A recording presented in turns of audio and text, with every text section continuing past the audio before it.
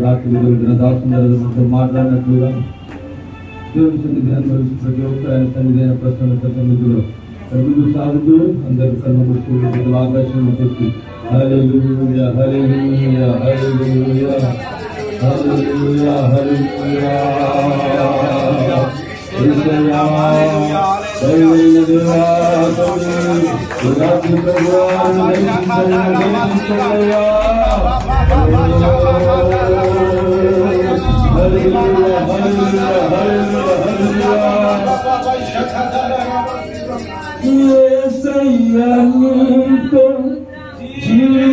జీవించగానే నా బ్రతుకు మారేనులే యేసయ్యా నీతో జీవించగానే నా బ్రతుకు మారేనులే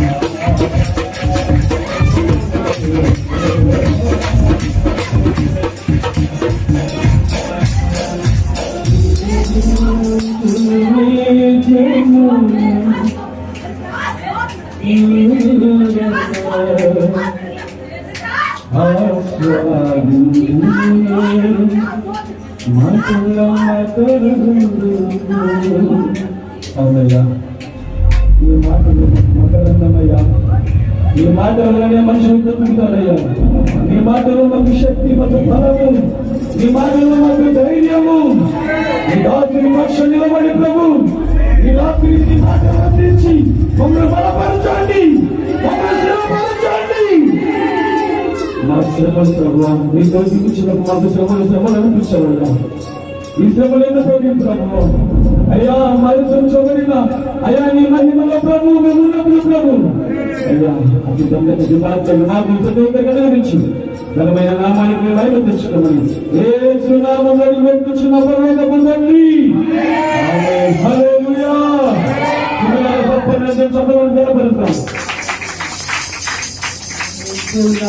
మహిమ ఘనత ప్రభావం ఆయనకే చెల్లుగాక. మరి అందరూ కూర్చుంటారు. నేను సమయానికి వచ్చాను, మధ్యలో ఉన్నారు.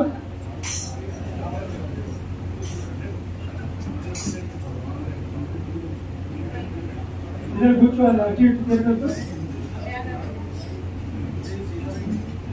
ఇద్దరు కూర్చుందాం. దేవుని యొక్క సన్నిధిలో సన్నిధిలో వాక్యాన్ని మీతమే మరియు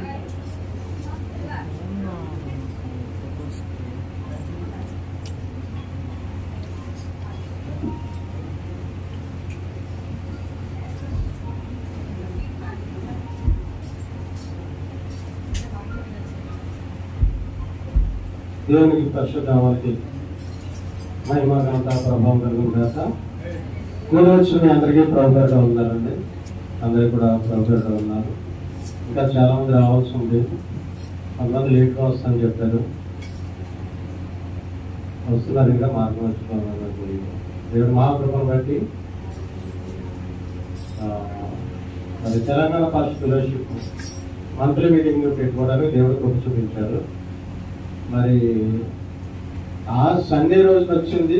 మరి మా బర్త్డే ఎలా కుదురుతుంది అని చెప్పి, సాధారణంగా మంత్లీ మీటింగ్ ఈవినింగ్ పెట్టరు అని చెప్పి నేను 21 మంగళవారం నాటే పెట్టేసుకోమని చెప్పాను. అయితే దేవుడి ప్రేరేపణ ఒకసారి అడిగి చూద్దామని చెప్పేసి అడిగితే వాళ్ళు ఒప్పుకున్నారు ఈరోజు పెట్టుకోవడానికి. మరి అయ్యగారు కూడా కొల్లూరు ప్రాంతంలో సంఘాలు నడిపిస్తున్నప్పుడు ఆదివారం ఈవినింగ్ అక్కడ పెడుతున్నారు ప్రార్థన. మరి అయ్యగారు కూడా ఒప్పుకున్నారు. దేవుడిని నడుపుకుని బట్టి అలా సమకూర్చి ఇలా జరగడానికి దేవుడు చూపించాడు. మరి మా అయ్యగారు మా ఆత్మీయ తండ్రి గారు, యశ్వరాజు మా ఆత్మీయ తండ్రి గారు. అయ్యగారు నాకు బాప్తిసం ఇచ్చి, మరి అంటే సువార్త నాకు ఎన్నోసార్లు బాప్తిసం తీసుకోమని చెప్పి మరి మందిరానికి నడిపించడం కూడా ఎన్నోసార్లు ఆయన నాకు కనపడినప్పుడల్లా అమ్మ రామ్మ, సచ్చిరమ్మ రామ్మ, ఏదైనా సాయం కావాలంటే సాయం చేద్దామమ్మా అని మొత్తం మీద నన్ను మందిరానికి అయ్యగారు నడిపించడము. మరి బాప్తిసం అయ్యగారి దగ్గరే నాకు, మా భార్యకు, అలాగే మా అబ్బాయికి కూడా ఆయన అయ్యగారే బాప్తిసం ఇచ్చారు. అలాగే మా చిన్న అబ్బాయి కూడా అయ్యగారి చేతి ఇప్పించాలనుకుంటున్నాను. ఇంకా అట్లా టోటల్ కుటుంబం అయ్యగారి ద్వారా ప్రార్థన. అట్లాగా నేను మరి అయ్యగారి ద్వారా రక్షణలోకి వచ్చి, మరి అయ్యగారు నన్ను ఎన్నో రకాలుగా ప్రోత్సహించి, ఆదరించి, దగ్గరించి తీసుకుని, మరి అన్ని విషయాల్లో కూడా మరి మరి అయ్యగారు నన్ను ఎన్నో రకాలుగా ప్రోత్సహించి, మరి బైబిల్ ట్రైనింగ్ 2 ట్రైనింగ్లు, సిటిహెచ్, బిటిహెచ్ 2 ట్రైనింగ్లు కూడా నేను పూర్తి చేసుకోవడానికి దేవుడు అయ్యగారి ద్వారా అక్కడే ప్రిన్స్ ఆఫ్ దిస్ మినిస్టర్లోనే సిటిహెచ్ చేశాను, బిటిహెచ్ కూడా కంప్లీట్ చేశాను. కానీ సేవకుడిగా కూడా అయ్యగారు నిలబెట్టారు నన్ను. మా చిన్నపల్లి గ్రామానికి పంపి, అంటే బైబిల్ ట్రైనింగ్ లేనప్పుడే పంపించేశాడు అయ్యగారు. అయ్యగారు అంటే మా అయ్యగారికి నేను అనుకుంటాను, అయ్యగారి మీద దేవుడు ఆత్మ ఉంది, ఆయన ఎవరు సేవలు చేస్తారో అనేది ఇంకా అయ్యగారు చెప్పేస్తారు. సేవకుడిని గుర్తించేస్తారు అయ్యగారు. సంఘానికి ఎంతోమంది వస్తారు, ఎన్నో కుటుంబాలు వస్తాయి, కానీ ఇందులో సేవకుడిని మా అయ్యగారు గుర్తిస్తారు. అలా నన్ను గుర్తించి మరి ప్రోత్సహించి అలా సేవగా చేయటానికి మరి దేవుడు కృప చూపించాడు. ఇప్పుడు మరి సేవ చేస్తున్నాము. 2 ఆరాధనలు నడిపిస్తున్నాము. అయితే దేవుడి దర్శనం కూడా ఉంది, కళ కూడా చూపించాడు. ఆ విజన్ ఈ సంవత్సరంలో జరుగుతుందని కూడా దేవుడు మళ్ళీ నాతో మాట్లాడాడు. అంటే నువ్వు ఏ స్టేజ్లో నేను తీసుకెళ్ళి నిలబెడతాను అనేది దేవుడు నాకు ముందే చెప్పాడు. అది కూడా ఈ సంవత్సరంలోనే జరుగుతుందని మళ్ళీ మన రీసెంట్గా చెప్పాడు దేవుడు నాకు. అంటే ఇక్కడ నుంచి ఇంకా ఎస్టాబ్లిష్ చేయబోతున్నాడని దేవుడు మాకు బయలుపరిచాడు. దేవుడు మహాకృపను బట్టి దర్శనాలు చూస్తాం, అది పాస్టమ్ దర్శనాలు చూస్తుంది. నాకు ఏదైనా ఉంటే దేవుడు కళ చూపిస్తాడు, చూపించిన కళ జరిగిపోతుంది. ఎన్నోసార్లు మరి చర్చికి మందిరానికి వెళ్తున్నాడు కూడా ఆత్మీయ తండ్రి గారు నాకు కళ్ళలో కనబడి మాట్లాడేవారు. నాకు కళ్ళలో కనబడి అది కాదమ్మా అది కాదు, అలా కాదమ్మా ఇలా కాదమ్మా అని. అంటే అయ్యగారి ద్వారానే దేవుడు నాకు బైబిల్లో సందేహాలు ఏదన్నా నాకు బైబిల్లో పలానా సందేహం ఉంది ఇది ఏంటి అని అనుకుంటే అయ్యగారు కళ్ళకి వచ్చి నాతో మాట్లాడేవాడు. అంటే దేవుడు నాతో అట్లాగా అయ్యగారు రూపంలో దేవుడు నాతో మాట్లాడి నన్ను అంటే అసలు బైబిల్ అంటే ఏంటో నాకు తెలియదు అండి. అసలు నేను రక్షణలోకి వచ్చినప్పుడు అసలు బైబిల్ అంటే ఏంటో కూడా నాకు తెలియదు. ఎందుకంటే మేము అంజుల కుటుంబం మాదంతా కూడా విగ్రహారాధన, మా తల్లిదండ్రులందరూ కూడా విగ్రహారాధన. నాకు బైబిల్ గురించి అసలు తెలియదు. మత్తయి సువార్త 5వ అధ్యాయం అంటారు, 18వ వచనం అంటారు, ఏంటో అనేది నాకు అసలు తెలియదు. అట్లాంటి స్థితిలో ఉన్న నన్ను మరి అలా బైబిల్ అంతా క్షుణ్ణంగా దగ్గర నేను 15 సార్లు కంప్లీట్ చేశాను. బైబిల్ ఆది కాలం నుండి ప్రకటన గ్రంథం వరకు కూడా బైబిల్ కంప్లీట్ చేశాను. నేను మొత్తం 15 సార్లు చదివిస్తాను. అధ్యాయులు మొత్తం అన్ని కూడా కంఠస్థం చేస్తాను. నేను అధ్యాయులు కంఠస్థం చేస్తాను. అట్లాగా దేవుడు అంటే ఇంకా అంటే బాప్తిస్మం మా అయ్యగారు ఇచ్చే బాప్తిస్మం అంత పవర్ ఉంది. ఆ పవర్ ఏంటంటే అది ఆయన చేతుల్లో ఎవరు బాప్తిస్మం తీసుకున్నా వాళ్ళు ఇంకా దైవికంగా మారిపోతున్నారు అన్నమాట. అట్లా మారిపోయి మరి ఇవాళ సేవకుడిగా దేవుడు పెట్టారు. మరి అయ్యగారు మరి వాక్యం చెప్పడానికి మరి అడిగినప్పుడు అవసరం అని చెప్పేసి అదే సమయాన్ని అయ్యగారికి అప్పగిస్తున్నాను. సమయంలో అయ్యారు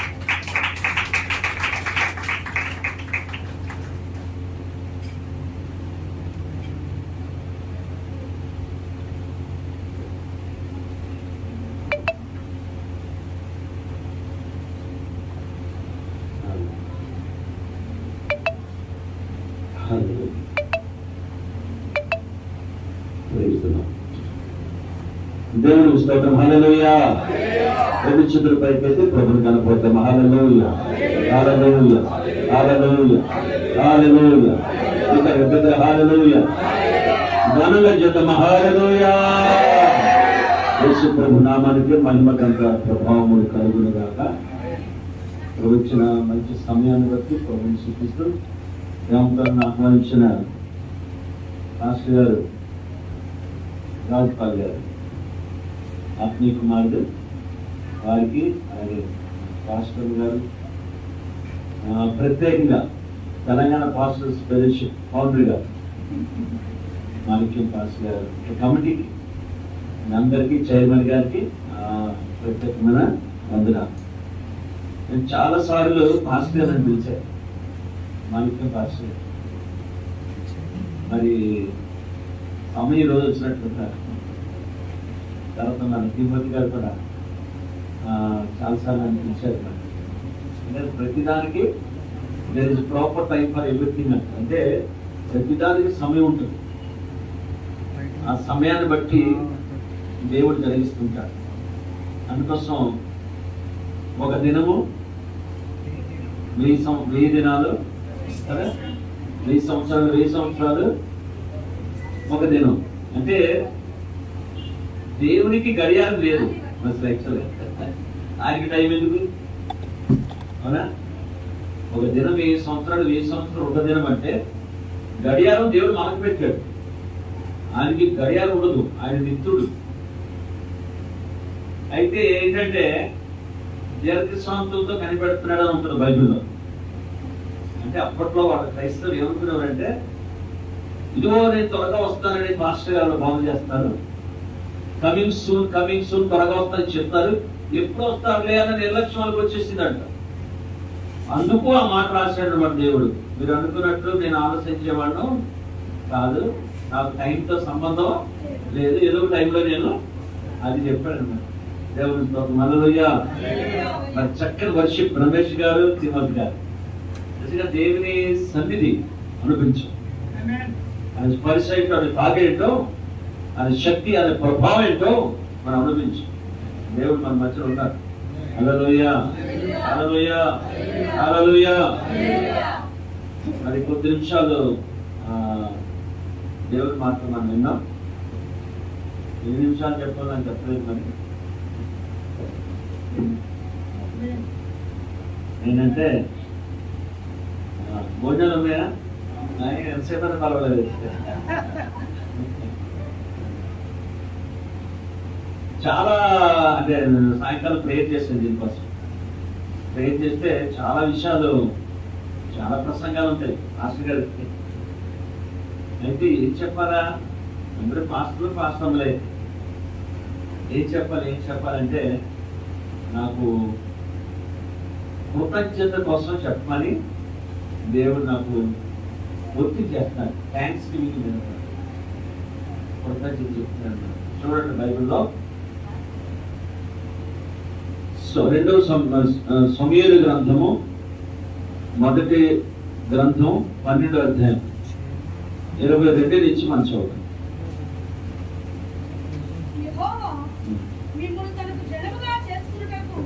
యెహోవా మిమ్మల్ని తనకు జనముగా చేసుకున్నటకు ఇష్టము కలిగి ఉన్నాడు. తన ఘనమైన నామము నిమిత్తము తన జనులను ఆయన విడనాడడు. నా మట్టుకు నేను మీ నిమిత్తము ప్రార్థన చేయడం నేను మానుట వలన యెహోవాకు విరోధముగా పాపం చేసిన వాడగుదును. అది నాకు దూరం అగును గాక. కానీ శ్రేష్టమైన చక్కని మార్గమును నీవు బోధించును. ఆయన మీ కొరకు ఎన్ని గొప్ప కార్యములు చేసినో వాటిని మీరు తలంచుకొని యెహోవా యందు భయభక్తులు కలిగి నిష్కపటులై పూర్ణ హృదయంతో ఆయనను సేవించుట ఆవశ్యకము. స్తోత్రం. హల్లెలూయా, హల్లెలూయా. చిన్న ప్రార్థన, కళ్ళు మూసుకుని దేవా, ఈరోజు మేము బ్రతుకున్నా ఉంటే నీ దయమాత్రమే. మా కుటుంబాలు క్షేమంగా ఉంటే నీ దయమాత్రమే. మాకు ఆరోగ్యం ఉందంటే నీ దయమాత్రమే. నీ సన్నిధిలోకి రాగలేని బట్టి నీ దయమాత్రమే దేవా. అయ్యా, వాక్యముని దేవుడిగా మాతో మీరు మాట్లాడమని, ఈ వాక్యపు వెలుగులో మా ఆత్మీయ జీవితాన్ని పరీక్షించుకొని ఇంకా ముందుకి గొప్పగా మీ పని చేయడానికి సహాయం చేయండి. యేసు నామములో అడుగుతున్నాం తండ్రి. హల్లెలూయా. 2 నిమిషాలు జాగ్రత్తగా మనం దేవుని వాక్యాన్ని ధ్యానించాలి. 24వ వచనంలో ఏమంటే, what God has done great things in your life. దేవుడు మీ కొరకు ఎన్ని గొప్ప కార్యములు చేసినో వాటిని తలంచుకొని యెహోవా యందు భయభక్తులు కలిగి నిష్కపటులై పూర్ణ హృదయంతో యెహోవాను సేవించుట ఆవశ్యకం. అంటే అవసరమని. అవసరం అంటే అవసరం. ఈ మాట ఎవరు మాట్లాడారు? ఎవరితో మాట్లాడారు? అదే అలా రావాలంటారు. సమూయేలు, ద ప్రాఫెట్ సమూయేలు అంటారు. ప్రవక్త అయిన సమూయేలు చాలా వృద్ధాప్యం వచ్చేసిందండి. ఒక విధంగా చెప్పాలంటే తన ప్రాఫెట్ మినిస్ట్రీకి ఈస్ గోయింగ్ టు రిటైర్. అంటే ఇక వృద్ధాప్యం వచ్చేసింది, ఇక రిటైర్మెంట్ స్టేజ్ అంటాం చూడండి, పని చేయలేని స్టేజ్ వచ్చేసింది. అయితే ఆ టైంలో ఇజ్రాయేలు రాజును కోరుకున్నారు. అప్పుడు దేవుడు బాధపడి, నేనే రాజుగా ఉన్నాను అనుకున్నాను వీళ్ళకి, కానీ వీళ్ళు మనుషుల నుంచి రాజును కోరుకున్నారని చెప్పి దేవుడు బాధపడినప్పటికీ, అయితే సరే రాజును కోరారు కాబట్టి మీరే సెలెక్ట్ చేసుకోండి అన్నాడు. వాళ్ళు ఏం చేశారంటే, సౌలు పెద్ద పరిశ్రమ ఉంది కనుక సౌలుని రాజు కింద ఎన్నుకున్నారు. ఆ తర్వాత రాజు అపాయింట్ అయిపోయాడు. అక్కడ అధికారులు చాలా మంది ఉన్నారు, పెద్దలు ఉన్నారు, సంఘం అంతా ఉంది, ఓల్డ్ టెస్టిమెంట్ చర్చ్ అంతా. ఆ టైంలో ఫస్ట్ వచనాల్లో సమూయేలు ఏమడుగుతాడంటే తన సాక్ష్యం అడుగుతాడు. ఎవరికి ఆత్మ ఉందా నేను తీసుకున్నాను అంటారు. ఎవరి ఎదురైనా దొంగతనం చేశానంటారు, ఎవరి దగ్గర లంచం పుచ్చుకున్నానంటారు, ఎవరైనా బాధ పెట్టానంటారు, ఎవరి దగ్గర అన్యాయంగా తీసుకున్నానంటారు. ఫస్ట్ ఏమడుగుతున్నాడంటే తన సాక్ష్యాన్ని రాజు మధ్యలో, అధికారుల మధ్యలో, సంఘం మధ్యలో తన సాక్ష్యాన్ని అడుగుతున్నాడు. చూడండి, ఎవరి దగ్గర అన్యాయం చేశానా, ఎవరి దగ్గర లంచం పుచ్చుకున్నానా, ఎవరి గాతుభవనం తీసుకున్నానా, ఎదురైనా దొంగతనం చేశానా, మీరే చెప్పండి ఇప్పుడు, ఎందుకంటే నేను రిటైర్ అయిపోతున్నాను ఇంకా ప్రాపర్టీ మినిస్ట్రీకి అని చెప్తే వాళ్ళందరూ ఏమన్నారంటే, నువ్వు ఎప్పుడు అన్యాయం చేయలేదు ఎవరిని. చూడండి, నువ్వు ఎప్పుడు లంచం పుచ్చుకోలేదు, ఎప్పుడు కూడా నువ్వు ఎవరిని బాధ పెట్టలేదు, ఎవరు ఎద్దు తీసుకోలేదు, ఎవరు గాడిని తీసుకోలేదు, ఎవరు దొంగతనం చేయలేదు అని వాళ్ళు ఏం చెప్పారంటే సాక్షి చెప్పారంటే అందరూ చూస్తారా. అందుకోసం ఏంటంటే మనుషులకి సాక్ష్యం కావాలి. చెప్పండి, ఏం కావాలి? దైవజనుడికి ఏం కావాలి? సాక్ష్యం కావాలి. మనిషికి మరణం ఉంది కానీ సాక్ష్యానికి మరణం లేదు. అది ఎప్పుడు ఉంటుంది? ప్రజల మధ్యలో ఎప్పుడు ఉంటుంది సాక్ష్యం అనేది. అలాగా ఆ సాక్ష్యాన్ని వాళ్ళు చెప్తే అప్పుడు అన్నాడు, నాకు తెలుసు దేవుడు నాకు ఎంత సాక్ష్యం పెట్టాడో నాకు తెలుసు అన్నాడు. ఎక్కడ అడిగాడంటే అందరి మధ్యలో, ఎక్కడైతే పెరిగాడో వాళ్ళ మధ్యలో. చెప్పండి, ఎక్కడ? యేసు ప్రభు కూడా అడిగాడు లేదా? ఏమన్నాడంటే ఆయన నజరేతుడు అడిగాడంటే ఏమన్నాడు? నా దగ్గర తప్పు ఉందని మీరు ఎవరైనా స్థాపించగలరని అడిగాడు. ఎక్కడ? పెరిగిన ఊర్లో. చెప్పెక్కడ? ఇప్పుడు మనం పెరిగిన ఊర్లో, పుట్టిన ఊర్లో అడగాలి, ఏమైనా తప్పు ఉందని అడిగాడు. అందరు చేయిస్తారే ఒక్కొక్కసారి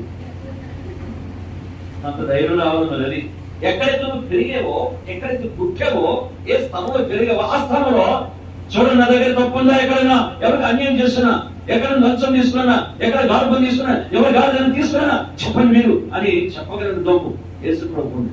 దేవుడు సొంత మనం కూడా ఉండాలి, మనం కూడా ఉండాలి. అది ఇంపార్టెంట్. వెండి బంగారం కంటే మంచి పేరు మేలు. వెండిపోతుంది, బంగారం పోతుంది, కానీ మంచి పేరు మాత్రం ఇప్పుడు ఉంటుంది. దేవుని స్తోత్రం, హల్లెలూయా. సో ఫస్ట్ సాక్ష్యం అడుగుతాడు. రెండోది ఏమడుగుతాడంటే, ఒకప్పుడు మీరు ఐగుప్తు దేశంలో ఉండేవారు కదా అంటాడు. చూడండి, ఒకప్పుడు మీరు ఐగుప్తు దేశంలో మీరు ఉన్నారు. మీరు ఐగుప్తు దేశంలో ఉన్నప్పుడు మీకు ఎన్ని కష్టాలు ఉన్నాయి, ఎన్ని కన్నీళ్ళు ఉన్నాయి, ఎన్ని బాధలు ఉన్నాయి, ఎన్ని శ్రమలు ఉన్నాయి, ఎన్ని ఇబ్బందులు, ఎన్ని ఇరుకులు. అలాంటి స్థితిలో దేవుడిని యెహోవా మీ దుఃఖం, మీ కన్నీళ్ళు, మీ బాధల కష్టాలు జ్ఞాపకం చేసుకునే సృష్టికర్త దేవుడిని యెహోవా మిమ్మల్ని మోషేని పంపించి, మిరియాముని పంపించి, అహరోను పంపించి, మోషే నాయకత్వంలో అలాంటి ఈజిప్ట్ బాండేజ్ నుంచి, ఆ బంధకాల నుంచి దేవుడు మిమ్మల్ని విడిపించాడు. మీకు గుర్తుందా అన్నాడు. అందరూ కూడా ఏమన్నారు? సరే అని చెప్పారు. ఏంటి? ఒకప్పుడు స్థితి మాకు గుర్తుంది. ఒక్కొక్కసారి మన స్థితిని మర్చిపోతాం. అవునా? ఒక్కొక్కసారి ఏమవుతుంది? అది సూట్ అయ్యి కానీ అసలు సంగతి మర్చిపోతాం. ఎక్కడి నుంచి మర్చిపోతాం. దేవుని స్తోత్రం, హల్లెలూయా. మీరు ప్యారడైజ్ బిర్యానీ తినుంటారు అక్కడికి వెళ్ళి. ఆ ప్యారడైజ్ బిర్యానీ దగ్గర ఆ హాల్ ముందు సరిగ్గా ఎంట్రన్స్ లో ఒక పెద్ద బొమ్మ ఉంటుంది. అంత పిక్చర్ ఉంటుంది. అక్కడికి వెళ్ళిన తర్వాత ఫస్ట్ టైం వెళ్ళినప్పుడు, నేను అక్కడికి వెళ్ళినప్పుడు 30 ఏళ్ళు క్రితం అక్కడికి వెళ్ళినప్పుడు ఆ ఫోటో చూసి పక్కన అడిగాను, ఈ ఫోటో ఎవరిదంటే ఈ వానవుడు అన్నాడు. ఎలాంటి ఫోటో పెట్టో తెలుసా? ఒకప్పుడు గొడుగులో ఛాయ్ అమ్ముకునేవాడు అంట. గొడుగులో టీ అమ్ముకునేవాడు. ఆ ఫోటోని అందరికి కనపడేటట్టు పెట్టాడు. చూడండి, అసలు పెడతారా? అలాగే చెప్పాను కదా, కొంచెం కారు వచ్చింది అనుకోండి, అసలు ఆ సైకిల్ ఎలా ఉంటుందో అనుకుంటుంది. సైకిల్ దగ్గర నన్ను ఏంటి అనుకుంటుంది. ఒకప్పుడు సైకిల్ అని చెప్తున్నా సార్. ఒకప్పుడు మోటార్ సైకిల్. ఇప్పుడు మోటార్ సైకిల్ ఉంటేనే నేను చర్చకు వస్తానంటారు కొంతమంది, లేకపోతే రానంటారు. అసలు సంగతి మర్చిపోతుంది. మర్చిపోకూడదు ఎప్పుడు. అందుకే అంటాడు, ఒకప్పుడు మీకు మీ స్థితి మీకు గుర్తుందని అడుగుతాడు సమయాలు. ఆ తర్వాత మూడోది ఏమంటాడు తెలుసా? మీ గురించి దేవుడు బాధపడతాడని చెప్తాడు. మీ గురించి దేవుడు ఎంత బాధపడతాడు ఎందుకో తెలుసా? దేవుడే రాజు అనుకుంటే భూ సంపదగా మీరు ఒక రాజును కోరుకున్నారు. దానికి దేవుడు చాలా బాధపడ్డాడు లేదో మీకు చూపించమంటారని చెప్పి ఒకసారి ఏం చేసిన వర్షాన్ని కురిపించాడు. అప్పుడు అందరూ అన్నారు నిజమే, మేము చాలా బాధపెట్టాం దేవుడిని ఒప్పుకున్నాం. ఆ తర్వాత ఇప్పుడు చదువుకున్న విషయం ఏమంటాడంటే, నేను దేవుడు మిమ్మల్ని తనకు జన్మగా చేసుకోవడానికి చాలా ఇష్టపడుతున్నానని చెప్పాను. ఒకటి. రెండోది, నేను మీకోసం ప్రార్థన చేయకపోతే పాపం చేసుకోవాలని అవుతానండి. అంటే ఏంటి? ఒక దైవజనుడిగా, ఒక సమీర్ ప్రాఫిట్ అంటారు, మీ అందరి కోసం నేను ప్రార్థన చేస్తాను. ఒక నేను చేయలేదనుకోండి, అది నాకు పాపం అయిపోతుంది అంటాడు. రెండోది ఏమంటాడంటే, నాట్ ఓన్లీ ప్రేయర్, ఒక ఉపదేశం కూడా చేస్తాను మీకు అంటాడు అనమాట. అది శ్రేష్టమైన చక్కని మార్గము నేను మీకు తెలుపుతాను. టీచింగ్. ఒక్క ప్రార్థన చేసి వదిలిపెట్టు మిమ్మల్ని, ఏమంటాడు? ప్రార్థన చేసి వదలు మిమ్మల్ని, మీకు ఉపదేశం కూడా చేస్తాను. టీచింగ్ అంటాడు. అదే అనమాట. ఏంటి ఆ టీచింగ్ ఉపదేశం అంటే? అందులో 3 విషయాలు ఉన్నాయి. నెంబర్ 1 ఏంటంటే, what God has done great things. అంటే దేవుడు మీ కొరకు ఎన్ని గొప్ప కార్యాలు చేశాడో మీరు తలంచుకోవాలి అన్నాడు. అది మాట. ఎన్ని గొప్ప కార్యాలు చేశాడో వాటిని మీరు తలంచుకోవాలి. అంటే తలంచుకుంటే ఏమవుతుంది, తలంచుకోకపోతే ఏమవుతుంది? మరి అలా రావాలన్నమాట బైబిల్. ఎందుకు చెప్తాడు దేవుడు అని యెహోవా సమూయేలుతో, ఆ సంఘానికి, రాజుకి, అక్కడ ఉన్న వాళ్ళందరికీ ఎందుకు చెప్తాడు అని అంటే, అందులో కొన్ని విషయాలు ఉన్నాయి. అంటే దేవుడు చేసిన గొప్ప కార్యములు మీరు మర్చిపోకూడదు. Remember the great things of God అంటే దేవుడు చేసిన గొప్ప కార్యాలని మీరు తలంచుకోవాలి అంటారు. ఎందుకంటే తలంచుకోలేదు అనుకోండి, మనిషి ఒకలాగా అవుతాడు. తలంచుకుంటే ఇంకొకలాగా ఉంటాడు. అయితే తలంచుకుంటే ఎలా ఉంటాడు అంటే, మనిషికి దేవుడు చేసిన గొప్ప కార్యాలు గుర్తు పెట్టుకుంటే కృతజ్ఞత వస్తుంది. చెప్పండి ఏమొస్తుంది? చెప్పండి ఏమొస్తుంది? దేవుడికి కావాల్సింది ఏంటంటే థ్యాంక్స్ గివింగ్ హార్ట్. కృతజ్ఞత చెల్లిస్తారా లేదని దేవుడు చూస్తాడు ఇప్పటికీ కూడా. సో దేవుడు చేసిన గొప్ప కార్యాలు ఎప్పుడైతే రిమెంబర్ చేసుకున్నామో, గుర్తు చేసుకున్నామో, తలంచుకున్నామో, మనకి గ్రాటిట్యూడ్ వస్తుంది. కృతజ్ఞత ఎప్పుడైతే గ్రాటిట్యూడ్ వస్తుందో యాటిట్యూడ్ మారుతుందంట. దేవుడు స్తోత్రం. హల్లెలూయా, హల్లెలూయా, హల్లెలూయా. కృతజ్ఞత ఎప్పుడైతే మనిషికి ఉంటుందో వాడి యొక్క యాటిట్యూడ్ మారిపోతుంది. ఎలా మారుతుందంటే, 10 మంది కుష్ఠరోగులు ఉన్నారు, యేసు దగ్గరకు వచ్చారు, దూరంగా నిలబడ్డారు. యేసు ప్రభువా మమ్మల్ని కరుణించు, యేసు ప్రభువా మమ్మల్ని కరుణించు మరి దూరంగా కేకలేసేవాడు. అప్పుడు ప్రభు అన్నాడు, మీరు వెళ్ళి మీ దేహాల్ని యాజకుని కనపరుచుకున్నాను. ఎందుకు యాజకుడి దగ్గరికి ఎందుకు వెళ్ళాలి? ఆ రోజున యాజకుడి డాక్టర్ కనుక ఆయన కుష్ఠ ఉందో లేదో ఎవరు చెప్పాలంటే మాస్టర్ గారు చెప్పాలి. దేవుని స్తోత్రం. హల్లెలూయా, హల్లెలూయా. సో మీ దేహాన్ని యాజకుని కనపరుచుకోండి, ఆయన మిమ్మల్ని పరీక్షిస్తాడు. పరీక్షించిన తర్వాత మీకు కుష్టు లేదు అంటే సంఘంలో చేర్చుకుంటాడు. మీకు కుష్టు ఉందంటే మన దూరం ఉండాలి సొసైటీకి, ఫ్యామిలీకి. మీరు కాబట్టి మీరు వెళ్ళండి, యాజకుని కనపరుచుకోండి. 10 మంది వెనక్కి తిరగానే 10 మందికి స్వస్థం చేస్తుంది అని మాట అంతే. అప్పుడు 9 మంది యాజకుల దగ్గరికి వెళ్ళారు, ఒక సమరయుడు మాత్రం వెనక్కి తిరిగి వచ్చి. అక్కడ బైబిల్ ఏముందంటే చూడండి, అది లూకాసు వార్త 17:11 ఉంటుంది. చూద్దాం త్వరగా.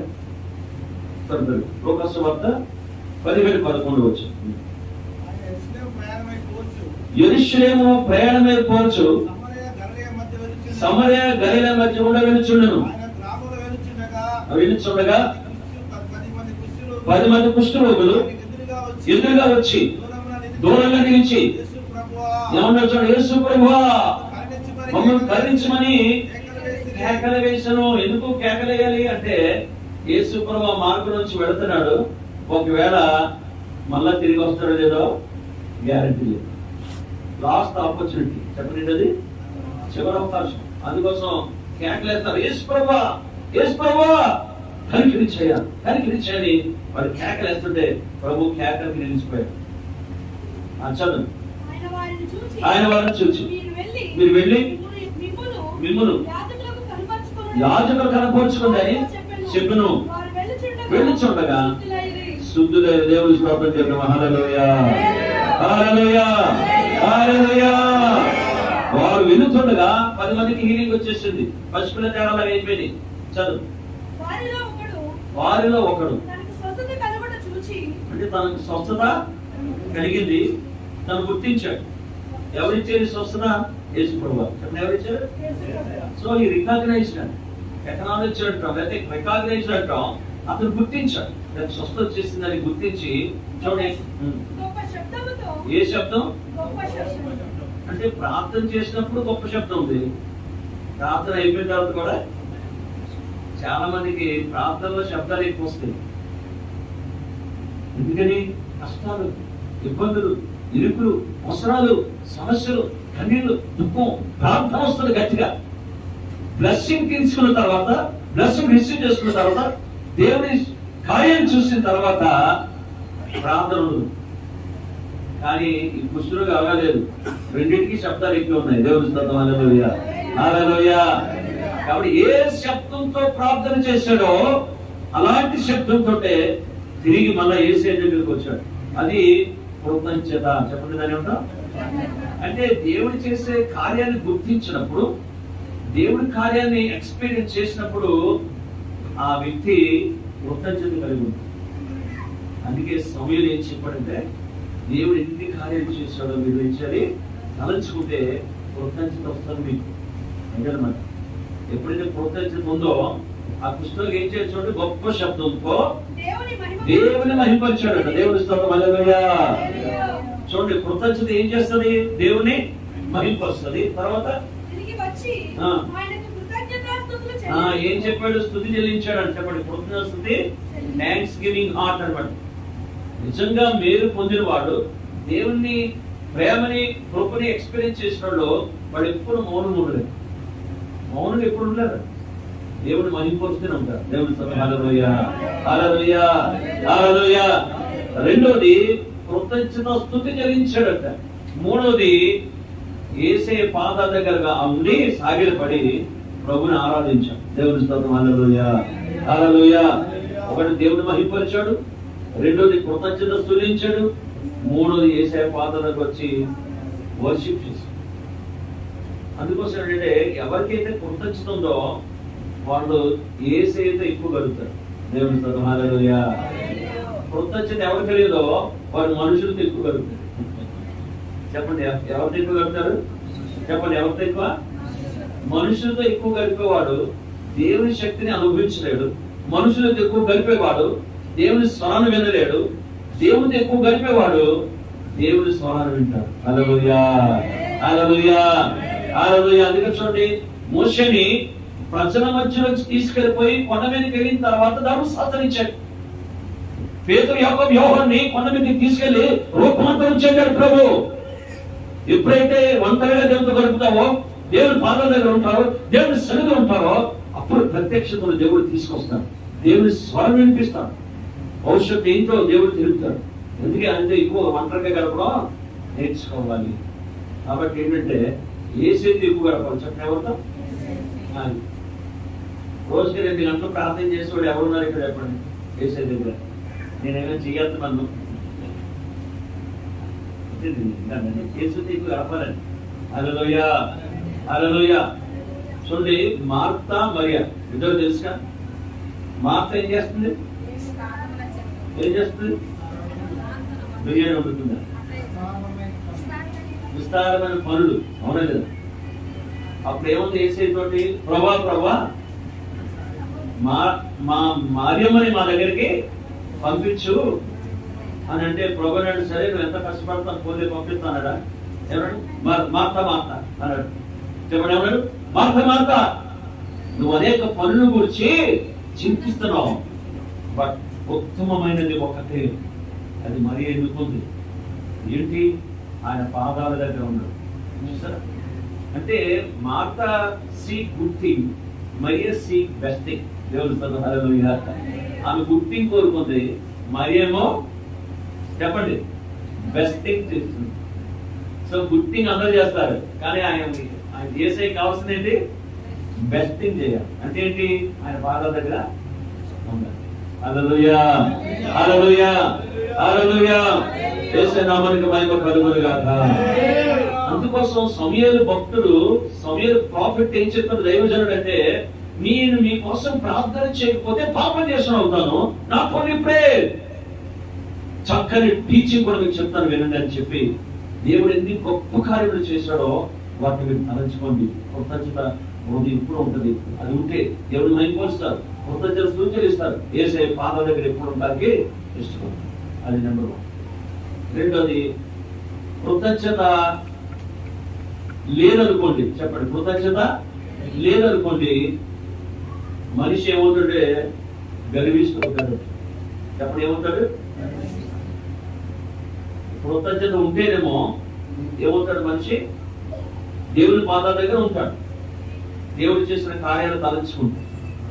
రెండో విషయం కూడా మీకు గుర్తు చేయాలనుకున్నాను. కృతజ్ఞత ఉంటే ఏమవుతుందంటే, ఒకసారి గొలియాతు యుద్ధానికి వచ్చాడు ఇజ్రాయెల్. సౌలు పెద్ద పర్సెంట్ ఉంది, సౌలు దగ్గర చాలా ఆర్మీ కూడా ఉంది. అయితే గొలియాతుని చూసి ఏం చేస్తాడంటే, వీళ్ళు చాలా భయపడిపోతున్నాడు. 40 days వచ్చాడు గొలియాతు. ఎవరైనా ఉదయం సాయంకాలం వచ్చి, ఎవరైనా వస్తారు నా మీద యుద్ధానికి, రండి రండి అని ఒక ఛాలెంజ్ చెప్తున్నాడు. ఆ టైంలో దావీదు అక్కడికి వెళ్ళాడు. ఏ పరిస్థితి చూసేసరికి కేకలేస్తున్నాడు ఎవరు, గొలియాతు. అప్పుడు అడిగాడు, ఏంటి కేకలేస్తున్నాడు, ఏం చెప్తున్నాడు అని అంటే విషయం అంతా చెప్పాడు. అప్పుడు గొలియాతు, దావీదు చాలా చిన్నోడు, ఏం చెప్పాడంటే, ఆ గొలియాతు మీద యుద్ధానికి నేను వెళ్తాను. చూడండి, నేను వెళ్తాను యుద్ధానికి, నేను వెళ్తానంటే ఈ మాట తీసుకెళ్లి సౌలుకి చెప్తాను, రాజుకి. ఎవరు? దావీదు వచ్చాడు, చాలా ఎవరొస్తాడు, బాలుడు, నేను యుద్ధానికి వెళ్తానంటే అది పిల్లని అంటాడు. పిలిచిన తర్వాత అంటాడు, నువ్వు చాలా చిన్నోడివి, నువ్వు బాలుడివి, నీకు యుద్ధం చేయడం కూడా నీకు తెలియదు కదా, యుద్ధం వేసుకో నీకు లేదు, మరి ఎలా యుద్ధం చేస్తాను, ఎలాగా నువ్వు గెలుస్తావు కొంత ఎలా చేస్తానంటే అప్పుడు ఒక చరిత్ర చెప్తాడు. అవును కదా, ఏమంటాడు, నా తండ్రి మందని నేను మేపుతూ ఉంటే ఒకసారి ఎలుగుబంటి వచ్చింది, గొరిపిల్లి తీసుకెళ్ళిపోతుంటే నేను పరిగెత్తుకుని వెళ్ళి గొరిపిల్లి విడిపించుకున్నా. ఒకసారి సింహం వచ్చింది, సింహం గొరిపిల్లి తీసుకెళ్ళిపోతుంటే పరిగెత్తుకుని వెళ్ళి సింహాన్ని నోట్లో వచ్చి నా గొరిపిల్లి విడిపించుకున్నా. ఆ సింహం ఎలుగుబంటి నా మీదకి రాగా దాన్ని గడ్డం పట్టుకొని దాన్ని చంపి పడేశాడన్నాడు. అయితే ఏమంటాడు, సింహం నోట్లోంచి గొర్రెపిల్ల, నా తర్వాత ఎలుగుబంటి వచ్చి నా గొర్రెపిల్ల విడిపించుకోవటానికి సహాయం చేసిన ఆ దేవుడే గొలియాతుని చంపడానికి కూడా సహాయం చేస్తాడు. హల్లెలూయా. అంటే దేవుడు చేసిన గొప్ప కార్యాన్ని ఎప్పుడైతే నువ్వు తలంచుకుంటావో విశ్వాసం లెవెల్ పెరుగుతుంది. దేవుని స్తోత్రం. హల్లెలూయా. నీ విశ్వాసం పెద్దగా ఉంటే నీ సమస్య నీకు చిన్నగా పడుతుంది. నీ విశ్వాసం చిన్నగా ఉంటే నీకున్న చిన్న సమస్య కూడా పెద్దగా పడుతుంది. అందుకోసం విశ్వాసం లెవెల్ పెరగాలి అంటే చేసిన కార్యాలు ఎప్పుడు కూడా చెప్పండి. చాలా మంది రాత్రి అంతా నిద్ర పట్టలేదంట, అది భయం అంటారు. అవును లేదా, ఒక పరిస్థితి ఉంది, ఒక భయము, నిద్ర పట్టలేదంట. అలాంటప్పుడు నిద్రలోంచి లేచిపోయి మోకాలు వేసి దేవుడి పాదాలు పట్టుకొని దేవుడు చేసిన కార్యాలు గుర్తుపెట్టుకోవాలి. ప్రభా, జనవరిలో ఈ కార్యం చేసావు, ఫిబ్రవరిలో ఈ కార్యం చేసావు, మార్చిలో ఈ కార్యం చేసావు, ఏప్రిల్ మొదటి వారంలో ఈ కార్యం చేసావు, గడిచిన సంవత్సరాలు కూడా ఇలాంటి పరిస్థితులు ఎదురైనప్పుడు ఎంతో నువ్వు సాయం చేసావు అని చెప్పగానే నీ భయం పారిపోతుందంటే, నీ భయం పోతుంది, వెంటనే నీ టెన్షన్ పోతుంది, నీ యాంగ్జైటీ కూడా పోతుంది. దేవుడు చేసిన కార్యాలు గుర్తు చేసుకుంటావు. భయము నిరీక్షణ కింద మారుతుంది. దేవుని స్తోత్రం. హల్లెలూయా. హల్లెలూయా. ఎలాగవుతుందంటే తప్పక దేవుడు నాకు సాయం చేస్తాడు. గుర్తు చేసుకోవాలంటే దేవుడు చేసిన కార్యాలు ఎప్పుడు కూడా మర్చిపోకూడదు, గుర్తు చేసుకోవాలి. కాబట్టి కృతజ్ఞత వస్తుంది. రెండోది విశ్వాసం కూడా చెప్పండి పెరుగుతుంది. నీ విశ్వాసం పెద్దగా ఉంటే నీ సమస్య అది కనాన స్త్రీ విశ్వాసం పెద్దదో చెందా, అందుకోసం ఆ సమస్య పోయి దైవం పోయి. హల్లెలూయా. తర్వాత దేవుడు చేసిన కార్యాలు కానీ మర్చిపోయాడు అనుకోండి, మనిషి గర్విష్ఠ అవుతాడు. చెప్పండి, ఏమవుతాడు? గర్విష్ఠ ఎలాగంటే ఇదంతా నా వల్లనే జరిగింది అని వస్తుంది. చెప్పండి, ఏమొస్తుంది? ఇదంతా నా వల్లనే జరిగింది, ఇదంతా నేనే స్థాపించాను, నా వల్ల ఇదంతా కూడా జరుగుతుంది అన్నది ఎప్పుడైతే వచ్చేసిందో ఆ మనిషికి గర్వం ఎంటర్ అయిపోయింది. గర్వం ఎంటర్ అయిపోయింది. అలాగే గర్వం ఎంటర్ అయిపోయింది అనుకోండి, గర్వం వచ్చేసింది అనుకోండి, 3 స్టైల్ మార్చుతాడు దేవుడు. అంటే ఏ స్టైల్? ఎలా అన్నాడు? 3 అన్నాడు. 3 4 కాదు. ఇది మీ మెరుగు కోసం చెప్తున్నాను. అలాగన్నారు 3 స్టైల్ మార్చేస్తాడు. ఏంటి 3 స్టైల్ అంటే, ఒకటి హెయిర్ స్టైల్ మారుస్తాడు. చెప్పండి, హెయిర్ స్టైల్. రెండోది నెయిల్ స్టైల్ మారుస్తాడు. మూడోది ఫుడ్ స్టైల్ మారుస్తాడు. నిజం, అది బైబిల్లో ఉంది. నెబుకద్నెజరు ఏం చేశాడంటే, దేవుడే ఆయనకి ఘనతనిస్తే, దేవుడే సమస్తాన్ని అనుగ్రహిస్తే, ఆ రాజ్యం మీద అధికారాన్ని ఇస్తే ఏమనుకున్నాడంటే తన మనసులో, ఈ రాజ్యం అంతా నేను చేసింది నా వల్ల అయింది అని చెప్పి ఒకసారి ఎప్పుడైతే అనుకున్నాడు, పరలోక వినడా మాట, పరలోక విని పరలోక స్వరాన్ని పంపించి దేవుడు చెప్తాడు, నెబుకద్నెజరు ఏం మాట్లాడుతున్నావు, ఏం తలస్తున్నావు, నీ మనసులో ఏమొచ్చింది, పరలోక రికార్డ్ చేసి పెట్టింది, ఏమనుకుంటున్నావు, ఇదంతా నేను అనుకుంటున్నావా అని చెప్పి దేవుడు ఏమంటే, పశువు లాంటి మనసు నీకు వస్తుంది పోన్నాడు. అప్పుడు ఏమైంది, రాజుకి ఏమొచ్చింది, పశువు లాంటి మనసు వచ్చేసి ఇంట్లో లేడు. ఇప్పుడు వర్తపురంలో అడవిలోకి వెళ్ళిపోయాడు. అడవిలోకి వెళ్ళిన తర్వాత ఇంట్లోనేమో డవ్ షాంపూతో స్నానం, అక్కడికి వెళ్తే షాంపూ ఉందా, అక్కడ ఏముంది, అక్కడ మంచు, ఆకాశపు మంచుకి తన ఏమైంది, తన శరీరం అంతా కూడా పక్షిరాలు ఏకలాగా అయిపోయింది. అందుకోసం హెయిర్ స్టైల్ మారుస్తాడు. ఎప్పుడు హెయిర్ స్టైల్ నేను అనేది వచ్చిందా, జాగ్రత్త. అందుకోసం చాలా జాగ్రత్త. ఎందుకంటే డేంజర్. పైన హెచ్చించుకొని అమ్మవారి లూసిఫర్ కిందకి పట్టుకోవాల్సిన పరిస్థితి వచ్చింది. ఎప్పుడు రాకూడదు. నువ్వు ఎంత ఎత్తు ఎదిగిపోయినా, ఎంత అయినా తగ్గింపు ఉండాలి. చెప్పనే ఉండాలి. విమానం పైకి వెళ్ళిపోయింది, భూమి చిన్న కనబడుతుంది. దేవుడు అవును కదా, విమానం పైకి వెళ్తుంది, భూమి చూస్తే ఎలా కనబడుతుంది. అలాగే నువ్వు ఎంత ఎత్తు ఎదిగిపోయినా, ఏ స్థితిలోకి వెళ్ళిపోయినప్పటికీ కూడా హంబుల్నెస్ వచ్చేసి నీకు తగ్గింపు వచ్చే నీకు ఎప్పుడు కూడా. అప్పుడు ఎంత తగ్గించున్నావో అంత దేవుడి పైకి తీసుకొచ్చేస్తాను. దేవుడి హల్లెలూయా, హల్లెలూయా. కాబట్టి గర్వం ఉంటే హెయిర్ స్టైల్ మారింది. చెప్పండి, హెయిర్ స్టైల్ చెప్పండి, ఎలా అనుకోండి, హెయిర్ స్టైల్. రెండోది ఫుడ్ స్టైల్ మారింది. అయింది. చెప్పండి, ఏం మారింది, ఏం తిన్నాడు, ఇంట్లో నేను బిర్యానీ తినకూడదు, అవునా, అడుగులు ఏం తింటున్నాడు, ఫుడ్ స్టైల్ కూడా మార్చాడు. ఇప్పుడు హెయిర్ స్టైల్ మారింది, ఫుడ్ స్టైల్ కూడా మారింది. తర్వాత నెయిల్ కట్టర్ లేదు కదా అడవిలో, అవునా, నెయిల్ పాలిష్ లేదు, నెయిల్ కట్టర్ లేదు. కాబట్టి గోర్లు పెరుగుతున్నాయి, ఎలాగా పక్షి గోర్లాగా అయిపోయి. మళ్ళా ఎప్పుడైతే అది వచ్చిందో ఏంటి, క్షమాపణ, తగ్గింపు. అప్పుడు మళ్ళా దేవుడు తీసుకొచ్చింది. కాబట్టి ఏంటంటే తగ్గించుకోవడం అనేది ఎప్పుడు ఇంపార్టెంట్, చాలా ఇంపార్టెంట్. అయినా అందుకోసం ఎవరైనా మిమ్మల్ని బిందుకు పిలిస్తే ఎక్కడ కూర్చోమన్నాడు, ఎక్కడ కూర్చోవాలి, ముందే వెనకాల. అదే ఒకసారి నన్ను ఒక గుంటూరు పెళ్ళికెళ్ళా. ఆ పెళ్ళోడు నాకు తెలియదు, ఎవరో పాస్టర్ గారు నా ఫ్రెండ్ నుండి, ఇక్కడ నేను గుంటూరులో ఉంటే నేను ఇక్కడ ఉన్నాను, మీరు రండి అన్నాడు.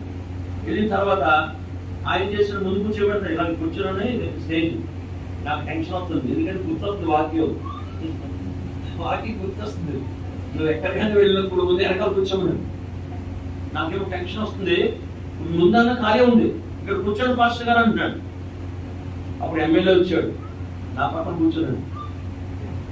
ఒక డీజీకి వచ్చాడు, ఇంటి పక్కన కూర్చున్నాడు, నేను కూర్చున్నా. ఎందుకంటే ఆ పెద్ద మంచి క్యాడర్లు అందరూ కూడా వస్తున్నారు. ఇప్పుడు ఆయన ఎవరో విందు యజమాని తెలియదు.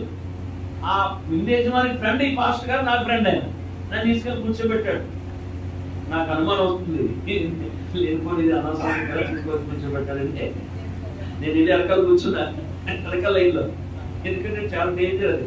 అందుకోసం ఎప్పుడైనా సరే ముందుగానే కోరుకున్నావా, అది దొరకకపోతే నిద్ర పట్టదు ఇంకా. అందుకోసం నువ్వే కింద కూర్చుంటే నిన్ను లెమ్మని అని చెప్పి ఏమంటారు, కూర్చొని లెమ్మంటారు. నువ్వు కింద కూర్చొని పోతే ఎవరు ఏమంటారు. ఇలాంటి ఎన్నో జరిగింది నాకు. ఒకసారి వెంకటవారు చర్చలు పెళ్లి పిలిచారు. షూటేస్కి వెళ్ళిన తర్వాత పిలిచిన కనబడట్లేదు, అక్కడ ఏ కుర్చీ ఖాళీ లేదు, కింద కూర్చోడానికి ఖాళీ ఉంది దగ్గర. లోపలికి వెనక్కి వచ్చేద్దాం అనుకుంటున్నాను. అయితే వాకింగ్ గుర్తొచ్చింది, ఏది ఇదే ఏంటి తగ్గింపు కోసం చెప్తున్నాను, ఇది నీకు తగ్గించలేదా అని. ఏం చేయాలి, వెనకపోదామా కింద కూర్చోవాలా? ఘర్షణ అయిపోయిందండి, బాగా ఘర్షణ మంటలు. అంటే నిజమా ప్రభా, మరి నేను చెప్పేటోళ్ళు చేసేవాడికి ఉండాలి కదా అని సూటిలో ఉన్న కింద కూర్చున్నాను. అప్పుడు వచ్చాడు 10 నిమిషాలు అయితే వచ్చి అరే సార్ ఇక్కడ కూర్చున్నారు మీరు తీసుకురా. అంటే ఇలాంటి ఎదురవుతుంటాయి. క్రైస్తవ జీవితం అనేది ప్రాక్టికల్ లైఫ్. నాతో ప్రీచింగ్ సురే ఎవరైనా ప్రసంగం చేస్తాం, కానీ ఇంప్లిమెంట్ చేసుకుని వెళ్తా ఉంటే అందరూ సంతోషం ఉంటున్నారు. హల్లెలూయా, హల్లెలూయా. కాబట్టి ఎప్పుడైతే గర్వం వచ్చిందో ఎన్ని స్టైల్ మారుస్తాడు దేవుడు? ఒకటి ఫుడ్ స్టైల్, రెండోది హెయిర్ స్టైల్, మూడోది నెయిల్ స్టైల్. ఇది ఎప్పుడు గుర్తుపెట్టుకోవాలి. అందుకోసం సమయాలు ఊరికనే చెప్పలే వాళ్ళకి. దేవుడు చేసిన కార్యం గుర్తు చేసుకోండి. ఇప్పుడు కూడా గుర్తు చేసుకోండి. కృతజ్ఞత బోధి ఉంటుంది, అది దేవుని పాదాలకు తీసుకెళ్ళిన కృతజ్ఞత మాత్రమే కాదు. ఎప్పుడైతే గుర్తు చేసుకుంటా నీ విశ్వాసం లెవెల్ పెరుగుతుంది, అప్పుడు ఈ సమస్యకి జరుగుతుంది కదండి. అందుకే గుర్తు చేసుకోండి. రెండోది ఏమంటే యెహోవా యందు భయభక్తులు కలిగి ఉంచండి. గాడ్లీనెస్ చెప్పండి, అది భయభక్తులు కలిగి. మరి భయం అంటే ఏంటి? భక్తి అంటే ఏంటి? అలాగే ఆలోచించాలి. ఇప్పుడు భయం అంటే ప్రార్థన చేసుకోవడం భయం ఏం కాదు. ప్రార్థన చేసుకోవడం దేవుడికి కారణం. పాటలు పాడడం భయం కాదు. పాటలు పాడడం దేవుడికి తుది చెల్లించడం. మరి భయం అంటే ఏంటి? బైబిల్ ప్రకారం ఆలోచన చేస్తే 22వ అధ్యాయము ఏది ఆదికాండము 11 వచనం ఉంటుంది. దానికి నిర్వచనం చూడండి. అక్కడ బైబిల్ చదివితే ఆదికాండం 22:11లో చదువు. యెహోవా దూత పరలోకం నుంచి అబ్రహామా అబ్రహామా అతన్ని పిలిచాను. అందుకు అతడు చిత్తం ప్రభానను. అప్పుడు ఆయన చూడండి, ఆ చిన్నవాని మీద చెయ్యి వేయద్దు అంటే ఇప్పుడు ఎలా ఉన్నాడు అబ్రహాము?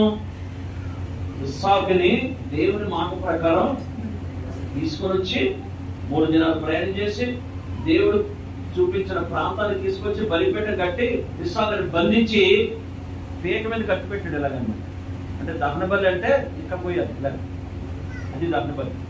ఇలా కత్తి పెట్టాడు, క్షణంలో ఎగిరిపోతారు అంతే. చూడండి, భరించి దేవుడు చూస్తాడు ఇదంతా. అబ్రహాం నిజంగా ఏంటి బలి ఇచ్చేసేలా ఉన్నాడు. నిజంగా బలి ఇచ్చేస్తే దేవుని పరుగు పోతుంది. ఆయన బలి కోరేడు అనుకుంటాడు. ఆయన పరీక్ష పెట్టాడు, టెస్ట్. దాన్ని ఏం పెట్టాడు? యెహోవా అబ్రహాముని పరిశోధించాడు. దేవుడు శోధించాడు, దేవుడు పరిశోధిస్తాడు. సాతాను శోధిస్తాడు. సో శోధన వేరు, పరిశోధన వేరు. ఇప్పుడు యెహోవా అబ్రహాముని పరిశోధించాడంటే అప్పుడు అబ్రహాము వయసు ఎంత? 100 సంవత్సరాల పైన ఉంది. చెప్పండి ఎంత? అంటే 100 సంవత్సరాల తర్వాత కూడా దేవుడు పరీక్షలు పెడతాడు.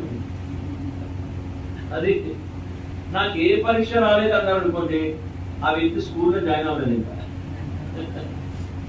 హల్లెలూయా, హల్లెలూయా. నిజంగా స్కూల్లో జాయిన్ అయిన వాళ్ళకి యూనిట్ టెస్ట్లు ఉంటాయి, క్వార్టర్లీ ఉంటుంది, హాఫ్ ఇయర్ ఉంటుంది, యాన్యువల్ ఎగ్జామ్స్ ఉంటాయి. నాకు ఏ పరీక్ష రావట్లేదు అని అంటే నువ్వు విశ్వాసమైన స్కూల్లో జాయిన్ అవ్వలేదు. ఇంకా నువ్వు స్కూల్లో జాయిన్ అయితే ఎన్నో పరీక్ష దేవుడు పెట్టండి. కాబట్టి అబ్రహాముకి 100 సంవత్సరాల పైన కూడా పరీక్ష పెట్టాడు అంటే మామూలు విషయం కాదు. మనకు కూడా పెడతానే ఉంటాడు, మనకు కూడా పెడతానే ఉంటాడు. పాస్ అయితే కాలేజీ, ఫెయిల్ అయితే మ్యారేజ్ అన్నాడు ఒక ఆయన. అనమాట, అరే ఏం చేస్తారు బాబు పాస్ అయితే అంటే ఆయన అంటాడు, పాస్ అయితే కాలేజీకి వెళ్తానంటాడు, ఫెయిల్ అయితే మ్యారేజ్ చేసుకుంటాడు అంటాడు చంద్రుడు. సో పాస్ అవ్వాలి, టెస్ట్ ఏమవ్వాలి. అబ్రహాము పరీక్ష పెట్టి అబ్రహాము పరీక్షలో పాస్ అయిపోయాడు. కత్తి తీసి పీకలు కట్ చేస్తాడు. ఆగు అబ్రహమా, అబ్రహమా 2 సార్లు అన్నాడు దేవుడు. మాట 2 సార్లు అన్నాడు. 2 సార్లు అన్నాడు, అది ఇంపార్టెంట్ ఉందన్నమాట. అక్కడ అది ఆగు అబ్రహమా, చిన్నవాడిని చేయలేదు అబ్రహమా, చిన్నవాడిని ఏమి చేయదు అబ్రహమా అని నేను చెప్పిన మాట ప్రకారం నువ్వు చేసినందున నాకు భయపడుతున్నావని నాకు అర్థమైంది. చూస్తాడు బాగా. అంటే బైబిల్ ఏంటంటే దేవుడి చెప్పినట్టు అక్షరాల కష్టమైన పాటిస్తే అది భయం అంటారు. దేవుడు చెప్పింది ఒకటి, నేను చేసేది ఒకటి అయితే నాకు భయం అంటే దేవుడు అంటే. అందుకే పాటలు పాడడం భయమేం కాదు, మ్యూజిక్ చేయడం భయం కాదు, అది లేకపోతే వాక్యం ప్రకటించడం భయం కాదు. కానీ కష్టంలో కూడా దేవుని మాటకి హల్లెలూయా, హల్లెలూయా. కాబట్టి దేవుడు అబద్ధం ఆడొద్దు అన్నాడు. అన్నాడా? ఆడమన్నాడు. మరి 4 నెలలు అయిపోయింది మనకి అబద్ధం వచ్చిన మన వచ్చి అట్లా ఆలోచించాలి. అది ఇప్పుడు మనం ఏంటంటే మద్రస్ ను చూసి తాగివాడు నేను పెట్టాలనుకుంటాడు, తాగివాడు చూసి బ్యాంకు నోట్ నేను పెట్టాలనుకుంటాడు, బ్యాంకు నోట్ చూసి మామూలు నేను పెట్టాలనుకుంటాడు. ఏ సేల్ చూడాలి చెప్పండి, అందరూ ఎవరు చూడాలి? ఏ సేల్ చూడాలి, ఏ సేల్ చూడాలి. ఏం చెప్పాడు, ఏ బాగు చేస్తున్నాడు, ఎలా ఉండమన్నాడు, ఏం చెప్పాడు, అది ఇంపార్టెంట్. కాబట్టి అలా చెప్పుకుంటూ చాలా విషయాలు ఉంటాయి. సులువుగా చికెన్ పెట్టే పాపం అంటే తెలుసా ఏంటంటే, ఏదైతే రెగ్యులర్ గా నువ్వు క్షమాపణ అడుగుతున్నావో ఒకే విషయాన్ని ప్రతి సంవత్సరం అడుగుతున్నావు, అదే సులువుగా చికెన్ పాపం అంటే. బాగా గుర్తుపెట్టుకోండి, సులువుగా చిక్కులు పెట్టే పాపాన్ని విడిచిపెట్టి ప్రతి భారమును వదిలిపెట్టి విశ్వాసాల కర్త దాన్ని కొనసాగించిన యేసు వైపు చూస్తూ మీ ముందు వచ్చిన పందెలు ఓపికతో పరిగెత్తమని. అంటే మనం పరిపందులు ఉన్నామా చెప్పండి, ఎంత ఉన్నా పరుపందులు ఉన్నోడికి నెత్తి మీద బరువు ఉండకూడదు, పరుగు సాగదు ముందుకి. రెండోది, పరుపందులు ఉన్నోడికి సులువు చికెన్ పెట్టే పాపం అంటే ఏం తెలుసంటే, ప్రతి సంవత్సరం ఒకే తప్పుని ప్రభా ఇలా చూస్తాను క్షమించు, ఇలా చూసేస్తాను క్షమించు, ఇలా మాట్లాడతాను క్షమించు, ఎప్పుడు ఈ ఆలోచన క్షమించు, లేకపోతే ఇలాగా అలాగా ఏదైతే ప్రతి సంవత్సరం ఒకే విషయాన్ని ఒకే తప్పుని నువ్వు ఎప్పుడైతే పశ్చాత్తాపడి క్షమాపణ అడుగుతున్నావో అదే సులువు చెప్పబడి పాపం వదిలిపెట్టదు. అది నిన్ను ముందుకు వెళ్ళనివ్వదు, నేను సేవలో ముందుకు వెళ్ళనివ్వదు. దాన్ని విడిచిపెట్టను. ఎలా విడిచిపెడతావు అంటే దేవుని మీద ఆధారపడి ఉంది. హల్లెలూయా. మనకేమో శక్తి లేదు, ఉందా? శక్తి ఉందా? శక్తి ఉందా? మనకు శక్తి లేదు, కానీ దేవుడికి ఉంది. ఏదైతే పాపం ఉందో దానికి మించిన శక్తి దేవుడికి ఉంది, అధిగమింపజే శక్తి దేవుడికి ఉంది. సో ప్రభు ఈ 4 నెలలు ఏవైతే వచ్చినాయో, నా మనస్సాక్షి ఏవైతే చెప్పిందో, మిగిలిన నెలలో అది రాకుండా ఉండాలి తప్పు, అది అట్లా ప్రయత్నం. అప్పుడు ఈ 4 నెలల కంటే మే నెల బెటరే. దేవుడు చెప్తాం, ఈ ఏప్రిల్ కంటే మే నెల బెటరే. ఎప్పుడైతే చెప్తారు సూట్ కేసు కొత్తది కానీ లగేజ్ పాత్ర అంటారు. చెప్పండి, సూట్ కేసు ఏమో కొత్తది, లగేజ్ ఏమో మే నెల కొత్తదే 2026. కానీ ఏప్రిల్ తప్పును మళ్ళా అందులోకి వచ్చేసి మే నెలకి మళ్ళా మే నెలకి ఎంటర్ అయిపోయి తప్పులు. అది చూచడం అవ్వచ్చు, నీ థింకింగ్ అవ్వచ్చు, నీ బిహేవియర్ అవ్వచ్చు, లైఫ్ స్టైల్ అవ్వచ్చు, విశ్వాసాలు తగ్గిపోవచ్చు, ఏదైనా కానీ తిరిగి మే నెలకు మళ్ళీ వచ్చేసింది. అందుకోసం కొత్త విషయాలు జరగట్లేదు. మే నెలలో కొత్త పాత్రలతో రాకూడదు మనకి. అప్పుడు కొత్త విషయాలు చేస్తారు దేవుడితో. హల్లెలూయా, హల్లెలూయా, హల్లెలూయా. అందుకోసం ఏంటంటే ఏదైతే అట్లా అది భయమైన జీవితంలో చదువు అన్నమాట. అది ఆదికాండం 11వ వచనం. అబ్రహామా చిన్నవారి మీద చేయి వేయకము, అతను ఏమి చేయకము, నీకు ఒక్కడే ఉన్నా నీ కుమారుని నాకు ఇవ్వడానికి వెనక్కి తీసుకోలేదు కనుక నువ్వు దేవునికి భయపడవాడనని ఇందువలన నాకు కనబడుతుంది. అంటే దేవునికి భయపడేవాడంటే దానికి డెఫినేషన్ ఏంటంటే, కష్టమైన దేవుడు ఇది వద్దు అంటే మానేవాడు, ఇది చేయమంటే అది ఆలోచించుకోవాలి. అయితే దేవుడు అలా వదిలిపెట్టలేదు. ఏం చేసినట్టే, నువ్వు నేను చెప్పినట్టు నువ్వు చేసినందువలన నీకు నేను ప్రమోషన్ ఇస్తానని చెప్పాడు. దేవుని స్తోత్రం. హల్లెలూయా. నాకేంటేముంటుందంటే, ఆకాశ నక్షత్రాలాగా ఇసుక మీద రేణువులాగా నీ సంతానాన్ని విస్తరింపజేస్తాడు. చూసారా? అంటే దేవుడు ఆదికాండం 12వ అధ్యాయంలో ఏదైతే ప్రామిస్ చేశాడో 22వ అధ్యాయంకి వచ్చేసరికి ఏం చేశాడంటే, గవర్నమెంట్ జీవో ఆర్డర్ చేసి రిలీజ్ చేశాడు. చెప్పకూడదు. హల్లెలూయా, హల్లెలూయా. కాబట్టి అబ్రహాముకి జీవో రిలీజ్ చేసి పెట్టాడు. ఇక్కడ తర్వాత నీ శత్రువులు గౌరిని నీ ఇంటి వాడు, నీ కుమారుడు, నీ కుమార్తెలు స్వాధీనము అంటే నీ పిల్లలకి విజయం ఇస్తానని చెప్పాడు దేవుడు. ఎప్పుడు ఆయన భయపడాలి చెప్పండి. ఇప్పుడు ఈ రోజు నుంచి ఒక అబద్ధం అనుకున్న బ్రతకాలు ఎవరు ప్రార్థించాలి? ప్రార్థన చేస్తే అవుతుంది అది, లేకపోతే మామూలుగా వచ్చేస్తుంది. అటు ఆ కొబ్బరికాయ కొట్టుకున్నాడు కూడా అబద్ధం ఆడేసి అని కొట్టుకుంటాను. నేను కూడా అబద్ధం ఆడేసి మన దగ్గరికి వచ్చి కొట్టుకుంటాను. ఏం ఉపయోగం ఉంది? ఏ ఉపయోగం ఉంది? వాళ్ళకి మనకి తేడా ఉంది. ఇంకా అందుకోసం అధిగమించాలి. మనం ఏం చేయాలి? అధిగమించాలి. అది ప్రతిదీ కూడా చూసుకోవాలి. నేనే కాదు, ఎవరైనా ఉంటే ఈ చట్టం అందరికీ ఒకటే. హల్లెలూయా, హల్లెలూయా, హల్లెలూయా. సో ఇందువలన నాకు అర్థమైంది, నువ్వు నాకు భయపడుతున్నావు అంటే నాకు రెస్పెక్ట్ ఇస్తున్నావని, నన్ను గౌరవిస్తున్నావని, నా మాట విలువిస్తున్నావని, నీవు నీ కొడుకు కంటే కూడా ప్రేమిస్తున్నావని నాకు అర్థమైపోయింది అన్నాడు దేవుడు. అంటే నన్ను ప్రేమిస్తున్న అబ్రహాం అని. అందుకే ఏం చేశాడంటే అబ్రహాం పేరు యూదుల మధ్యలో ఉంది, అబ్రహాం పేరు క్రైస్తవుల మధ్యలో ఉంది, అబ్రహాం పేరు ముస్లిం మధ్యలో పెట్టి ఎంత గొప్ప చేశాడు. అలాగే దేవుడు మేము అందరినీ చేయనుగా. సో భక్తి అంటే ఏంటి మరి అది కూడా తెలియదు. యాకోబు పత్రిక 1:25 ఉంటుంది, దానికి డెఫినేషన్ ఉంది. త్వరగా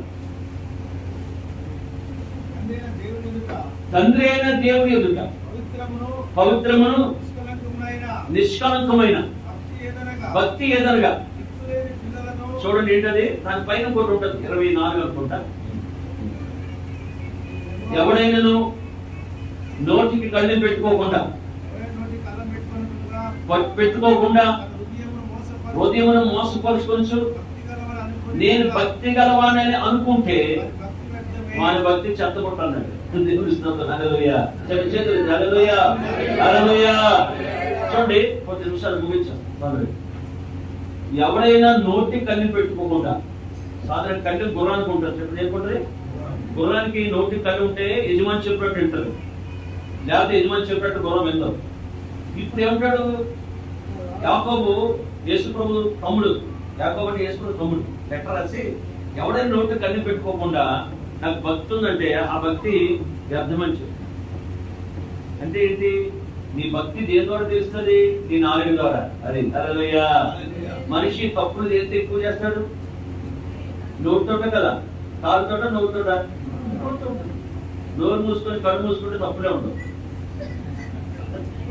చూడటం ద్వారా కళ్ళే లేవు నీకు, నోరు కూడా లేదు, నీకు తప్పులే జరుగుతాయి.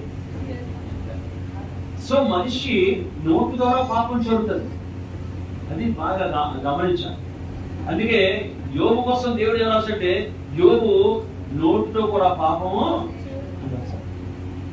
నోటితో జరుగుతుంది. ఏంటి, చెడ్డమాట దీంతో, ఎవరి గురించి వ్యతిరేకంగా మాట్లాడడం దీంతో, వెనక నుండి మాట్లాడడం దీంతో, అన్ని నాలుగుతో జరుగుతాయి, అన్ని నాలుగుతో ఉంటాయి. అందుకే ఏమన్నాడంటే దేవుని నిజంగా భక్తి ఏంటంటే నోటి కళ్ళు పెట్టుకోమని. నోటి కళ్ళు పెట్టుకోకుండా నేను భక్తి పని నీ భక్తి పని అంటే నీ భక్తి చెత్తపట్ట భక్తి అని. చెత్తపట్ట భక్తి నోరు సరిగ్గా లేకపోతే. అందుకోసం చాలా ఇంపార్టెంట్. దినకర్ గారు బాగా ప్రేర్ చేశాడు గంటలను, ప్రభా నన్ను బాగా వాడుకోని. అప్పుడు బ్యాంకులో ఆయన రీజనల్ మేనేజర్ తన ముందు. అప్పుడు ప్రభు వచ్చి, నువ్వు బాగానే ప్రేర్ చేస్తున్నావు, బాగా వాడబడాలంటున్నావు, అయితే 3 విషయాలు నువ్వు చేయి, నేను వాడుకుంటానండి. 3 విషయాలు ఏంటి ప్రభా అని అడిగితే ఫస్ట్ చెప్పింది, ఏ పాస్టర్ కోసం నువ్వు చెడ్డగా మాట్లాడొద్దంట. ఆయన సాక్షి విన్నాను నేను, నా మీద హ్యాండ్ చేసి నాకు ప్రేర్ చేశాడు దినకర్ గారు. పవర్ మినిస్టర్కి వెళ్ళాను నా దగ్గరికి, దేవుని హల్లెలూయా హల్లెలూయా. నువ్వు ఏ పాస్టర్ కోసం దైవజనుల కోసం మాట్లాడుకో ఫస్ట్. అది రెండోది, మనుషులతో తక్కువ నాతో ఎక్కువ కలుపుతానని చూసారా అని చెప్పింది. మూడోది, పరిశుద్ధ గ్రంథాన్ని ఎప్పుడు చదువుతూ ఉండని చెప్పింది. సరే ప్రభా అక్కడి నుంచి చేంజ్ చేయాలంటే ఆయన ఎవరి కోసం మాట్లాడడం మానేసి అది నేర్చుకుంటే పైకి వస్తుంది. అక్కడి నుంచి ఆయన దేవుడు ఉన్నతమైన స్థితిలో తీసుకొచ్చాడు సేవలు, కానీ కింద మాత్రం లేదు. చూసా, ప్రపంచ పబ్లిక్ మీటింగ్ అని జరిగినట్టే ఇండియాలో దినకర్ గారి ద్వారా మాత్రం ఫస్ట్. హల్లెలూయా హల్లెలూయా. అందుకోసం నోటికి కళ్ళెం పెట్టుకోవాలి. చెప్పండి. అది ఒకసారి పళ్ళుకి 4కి గొడవ వచ్చినాయి. ఎవరెవరికి? పళ్ళంతట నాతో పెట్టుకుంటే నేను కట్ చేస్తాను జాగ్రత్త అంట. 4 అందంట నేను మెత్తగా ఉన్నాను, నాకు అన్నిటికీ అసలు లేదు, నాతో పెట్టుకుంటే తర్వాత నీకు తెలుస్తుంది. అలా 5 నిమిషాలు 2 కొట్టుకొని ఏమన్నా తిట్టుకుని ఈ మనిషి వెళ్తున్నాడు, 4 పళ్ళు తిట్టుకుంటున్నాయి. పక్క నుంచి అప్పుడే ఒక ఆయన జిమ్మికి వస్తాడు, జిమ్మికిలో ఉంటాడు. అంటే అతను చూసి 4 ఏమన్నా మెత్తకుండా దొంగ మొహం అన్నాడు. వచ్చి ఏం చేశాడు, తప్పని గవర్నమెంట్ పట్టుకోండి. అప్పుడు చెప్పిన 4 నాతో నువ్వు పెట్టుకోవద్దని నీకు చెప్పాను కదా, అంత డేంజర్ అనమాట. అందుకే దేవుని నిజంగా భక్తి ఉంటే 4 జాగ్రత్త. ఈ రోజు నుంచి ఏ పాస్టర్ కోసం కూడా మాట్లాడడానికి means see good thing and say good thing. See గుర్తి అది సే గుర్తి. అతను మంచి చూడు, మంచి మాట్లాడు. దేవుడి స్తోత్రం, హల్లెలూయా. తప్పగా దేవుడు నేను పైకి తీసుకొచ్చేస్తాను, ఉన్నతమైన స్థితిలో దేవుడు తీసుకొస్తాను. సి గుర్తి కాదు, సే గుర్తి.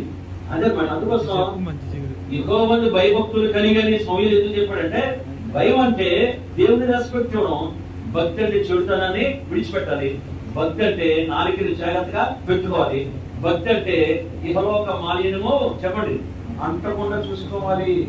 ఈ రోజులో తొందరగా అంటుకుపోతుంది. ఏంటి గదంతానేమో చీకటి ఉంటుందంట, దుప్పట్లో వెలుగుంటుంది. సెల్ ఫోన్ ఏ ఫోన్ గదంతా చీకటి, దుప్పట్లో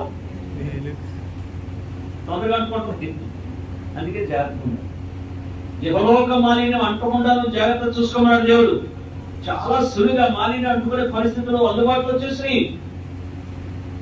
హైటెక్ సిటీ అన్ని చూస్తే ఎంత పరిస్థితులు ఎలా ఉంటాయంటే, మేము ఆ ఏరియాలో ఉంటాను అదే చెప్తాను.